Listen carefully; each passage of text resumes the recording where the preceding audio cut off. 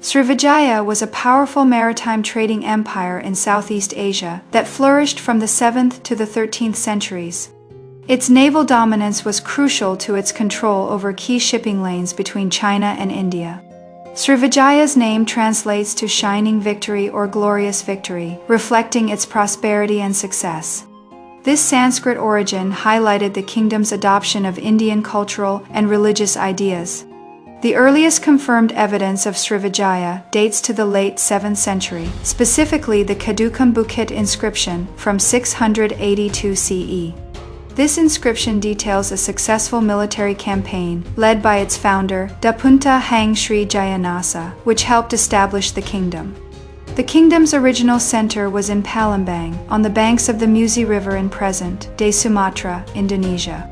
The city's location was ideal for controlling trade and utilizing the Musi River as a crucial inland transport route.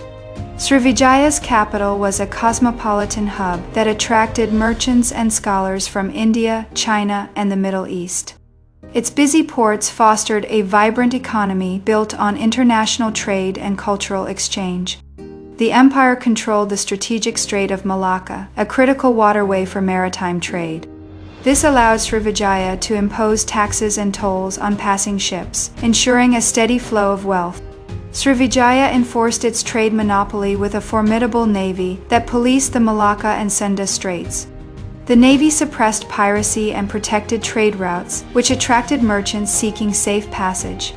Srivijaya functioned as a mandala polity, a regional federation, rather than a strictly centralized territorial state. This political structure involved a powerful central king who presided over a network of allied local rulers.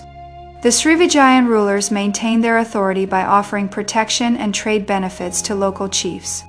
Allegiance was based on mutual profit, charismatic leadership, and strategic alliances rather than absolute control. The capital at Palembang featured unique floating settlements made of wood and thatched materials. Much of the population lived in houses built on rafts and wooden platforms along the Musi River. The empire's wealth derived from a prestige goods economy centered on exotic commodities. It traded items like spices, camphor, aloe wood, and tortoiseshell for silks, ceramics, and gold. Srivijaya was a major center for Buddhist scholarship, especially the Mahayana branch. Monks and scholars traveled from throughout Asia to study Sanskrit and Buddhist texts in its monasteries. The Chinese Buddhist monk Yi Jing studied in Srivijaya for several years in the 7th century. He documented the quality of Buddhist education there and advised Chinese monks to study in Palembang before traveling to India. Religious and cultural connections existed with the Buddhist Pala Kingdom of Bengal in India.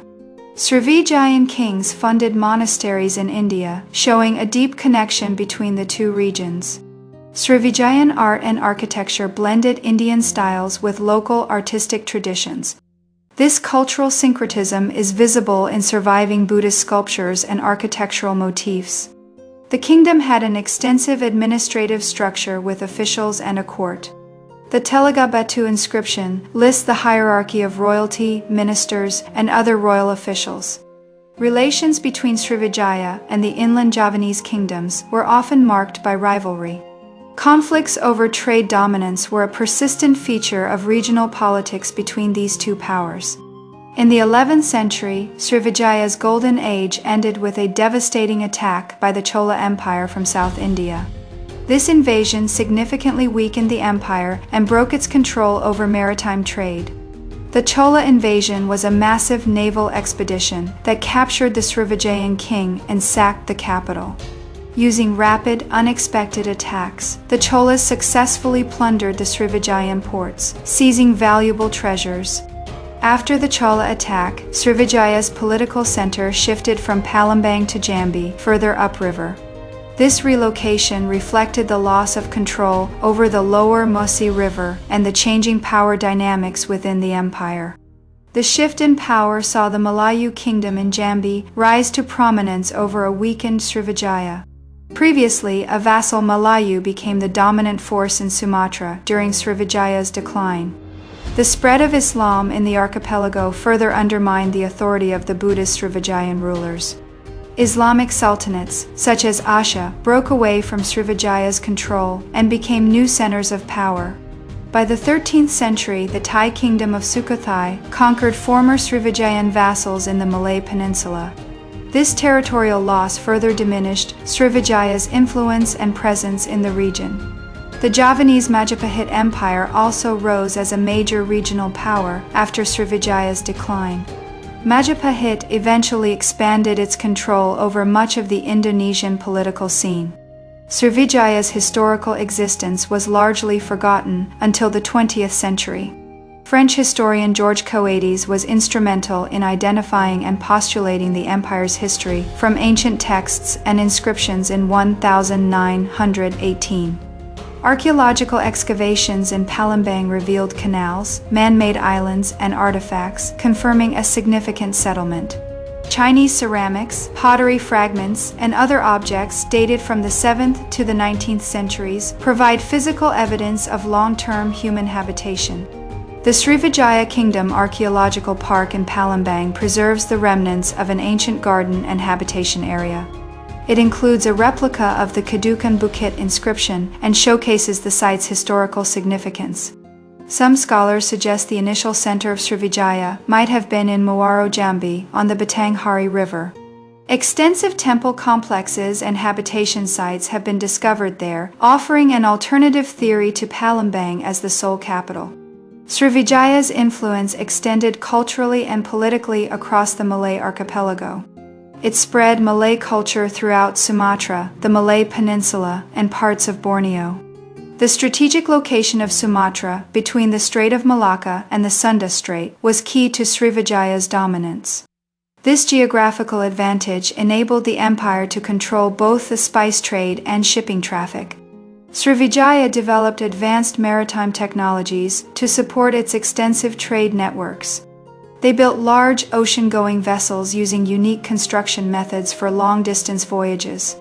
The empire's rise coincided with an increase in seagoing traffic and improved navigation methods. Merchants from the Middle East and China utilized these advances, bolstering Srivijaya's economic position. The decline of the earlier Funan kingdom created a power vacuum that Srivijaya filled.